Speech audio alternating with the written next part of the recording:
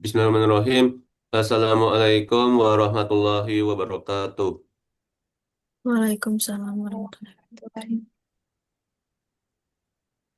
Kami dari kelompok 4 yang berjudul Makam Ridho. Kami dari kelompok 4 yang beranggotakan saya Muhammad Kemal Fitness Sobron dan rekan saya. Ada Anisha Kohar, lalu Nur Fadila Azabillah, dan Naisahwa Ismawardani. Kami dari kelompok 4 akan mempresentasikan tentang Makam Ridho.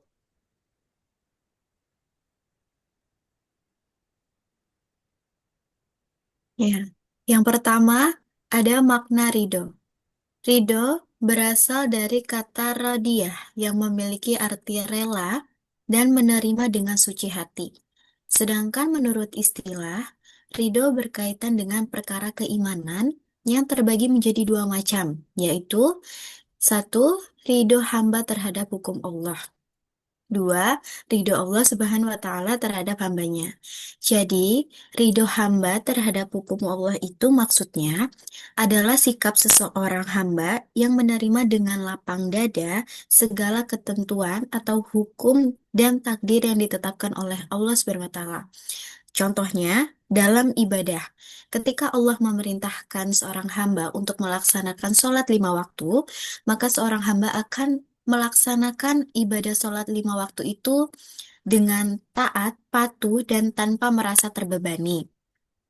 Adapun ridho Allah Subhanahu wa Ta'ala terhadap hambanya itu adalah keadaan di mana Allah itu merestui, mencintai, dan meridhoi hambanya karena telah taat dan tulus melakukan segala ketentuan yang telah Allah berikan.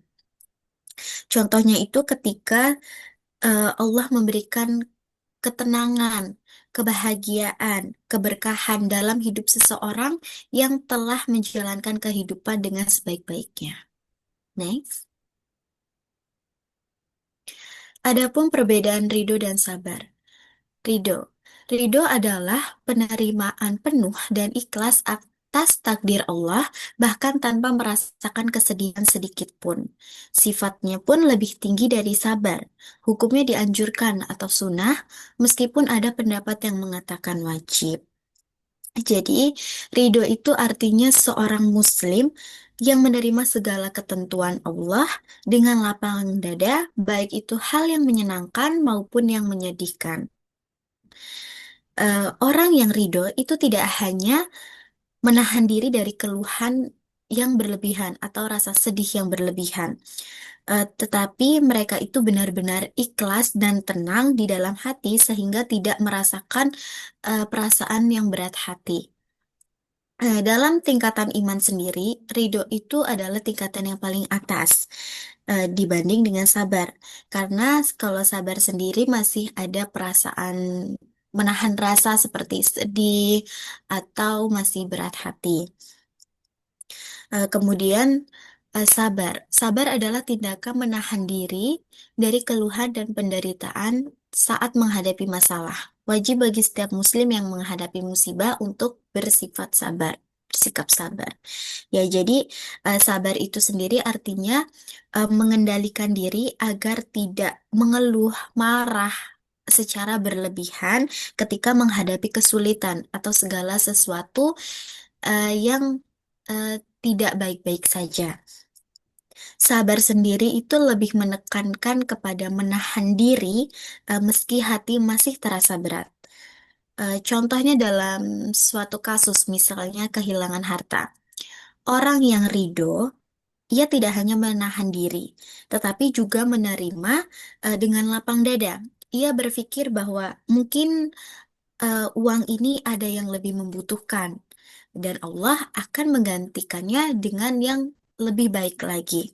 Dengan begitu, hatinya akan merasa tenang dan tidak sedih lagi. Dan kalau sabar, orang sabar itu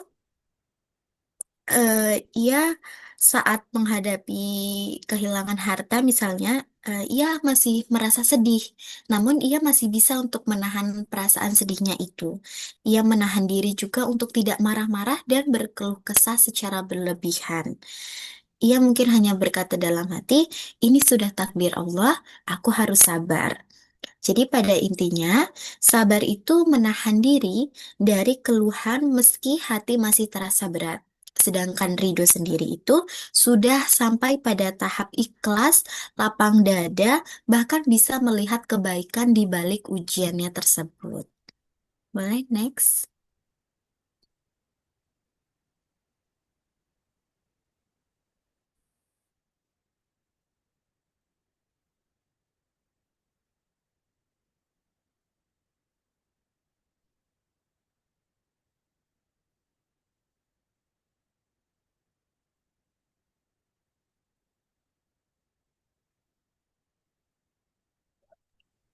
Oke, baik. Selanjutnya ada dalil mengenai makom ridho ini atau tentang ridho sendiri ya.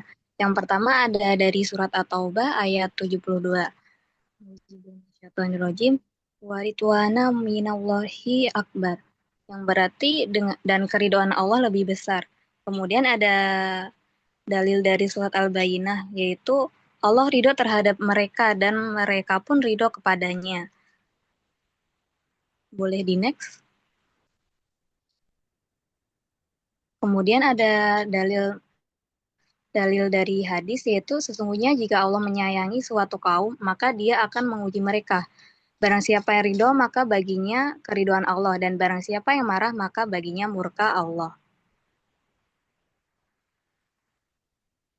Oke, selanjutnya ada ridho sebagai puncak makom sufi.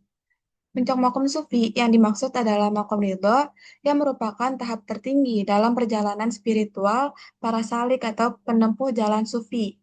Pada makom ini, hati telah mencapai ketenangan sejati, mampu menerima segala ketentuan ilahi bukan dengan pasrah tanpa usaha, melainkan dengan cinta dan kesadaran penuh. Ridho adalah puncak di mana sabar dan syukur menyatu menjadi penerimaan total tanpa syarat terhadap takdir Allah. Selanjutnya ada aplikasi ridho dalam kehidupan modern. Yang pertama, ada menerima takdir dengan lapang dada.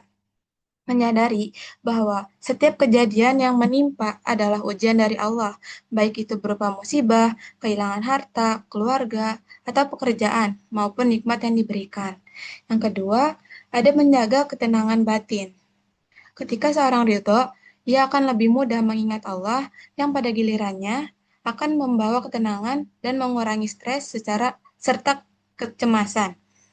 Yang ketiga, senantiasa bersyukur atas segala sesuatu.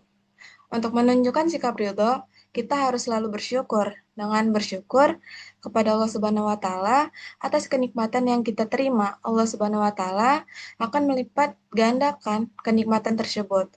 Dengan kita berperilaku ridho, akan membawa pengaruh positif dalam kehidupan kita sehari-hari, misalnya tercermin dalam diri seseorang yang senantiasa menjalani hidup dengan optimis, semangat, dan sabar dengan dilandasi keridhaan dan keikhlasan. Yang keempat, menjalankan ibadah dengan ikhlas. Beribadah secara konsisten dan maksimal dalam segala keadaan, baik dalam senang maupun sulit, dengan tujuan mengharap ridho Allah. Yang terakhir, berbaik sangka kepada Allah. Yakin bahwa ada hikmah besar di dalam setiap kejadian. Meskipun belum terlihat oleh manusia, serta tidak berputus asa ketika tertimpa kesulitan. Selanjutnya.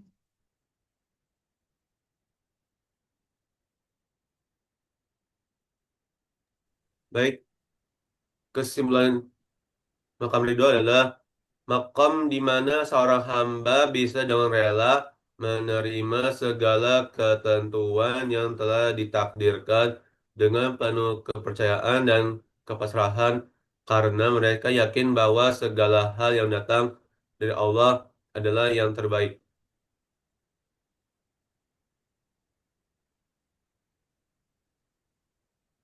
Baik, karena kelompok kita sudah selesai presentasi. Sekian, terima kasih. Wassalamualaikum warahmatullahi wabarakatuh.